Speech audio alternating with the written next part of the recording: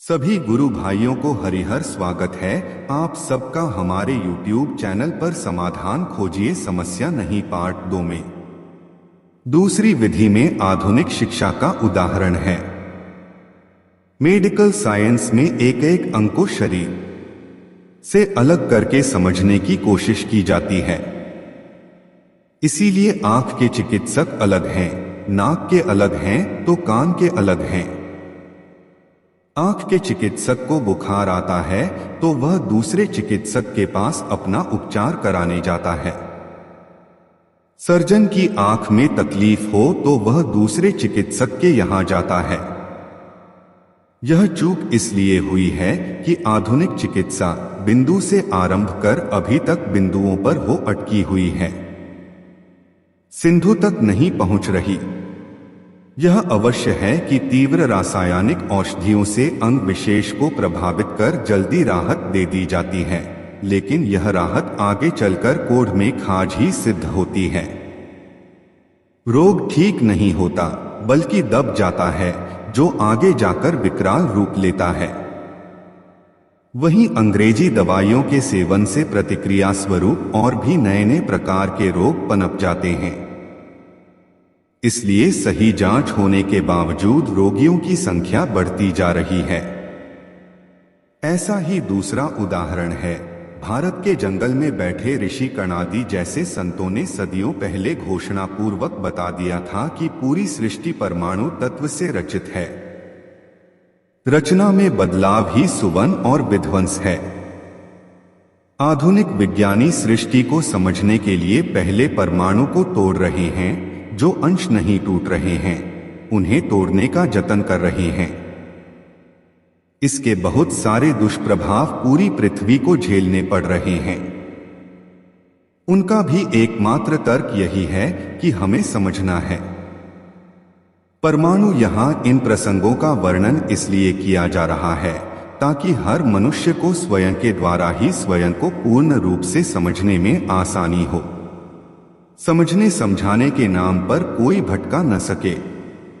अन्यथा करौली धाम के दरबार में ऐसे अनेक उदाहरण देखे जा रहे हैं जो कि बड़ी नामचीन गुरु परंपरा से जुड़े होने, लंबे समय से दीक्षित होने के बावजूद साधक कहीं नहीं पहुंचे बल्कि उल्टा हो गया।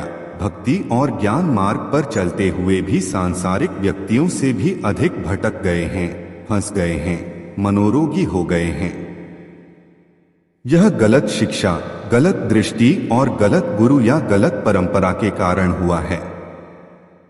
इन्हीं अनुभवों के आधार पर करौली धाम के गुरु जी डॉ संतोष सिंह भदौरिया सावधान करते हुए कहते हैं, पहले सूचना रूप में सही जानकारी साधक को लेनी चाहिए, उसके बाद योग्य गुरु के सानिध्य में अध्ययन अभ्यास करना चाहिए। इसी दृष्टि के साथ दीक्षा से लेकर समाधि तक समझाने के लिए इस पुस्तक में कुछ महत्वपूर्ण सूचनाएं दी जा रही हैं, जो सिंधु से बिंदु को समझने में सहायता करेंगी और बिंदु से सिंधु को प्रत्येक मनुष्य में मुख्य रूप से दो शरीर दिखते हैं। एक स्थूल शरीर जो कि हाड़ मांस का बना है, जो आंखों से दिखता है। दूसरा शरीर जो आंखों से नहीं दिखता लेकिन सभी को महसूस होता है कि स्थूल शरीर को कोई न कोई चला रहा है। इसी शरीर को जीवन शरीर बोलते हैं। जब और थोड़ा सा ज्यादा ध्यान देते हैं तो पता चलता है कि जीवन शरीर भी एक नहीं है बल्कि वह 7 शरीरों का एक पुंज है। ये सातों शरीर 7 मुख्य चक्रों से संबद्ध हैं, पूरक हैं।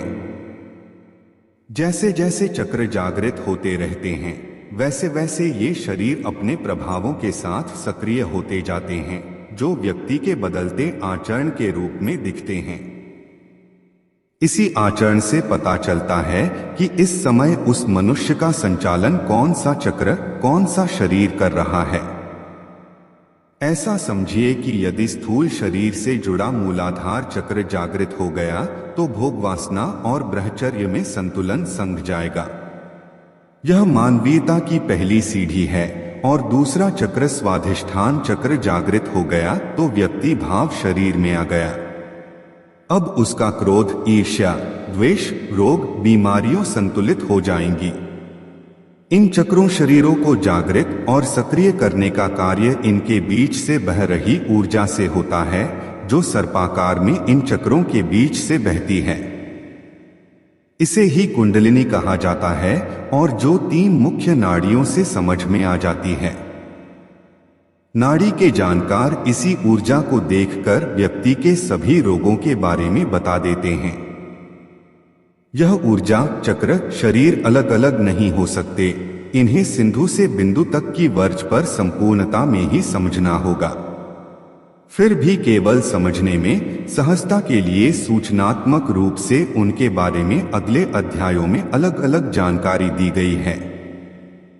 केवल इस आग्रह के साथ कि कोई व्यक्ति ज्ञानी बनना चाहे या न चाहे, लेकिन अपने स्व के बारे में न्यूनतम ज्ञान अवश्य प्राप्त कर ले, योग प्राणायाम की तरह से ही। लेकिन बिना अतिवाद में फंसे, अतिवाद के कारण ही योग प्राणायाम ज्ञान के साथ ऐसी दुर्घटना हो चुकी है। महर्षि पतंजलि और समकालीन मनीषियों ने मनुष्य शरीर का गहन अध्ययन अनुसंधान करने के बाद योग की मुद्राएं विकसित की, ताकि परम ज्ञान प्राप्त करने में शरीर भी माध्यम अनुभव होंगे।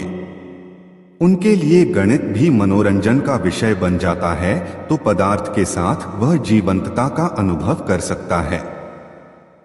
वैज्ञानिक, चिकित्सक, संगीतज्ञ, गायक, लेखक आदि इसी शरीर की सक्रियता के कारण पैदा होते हैं।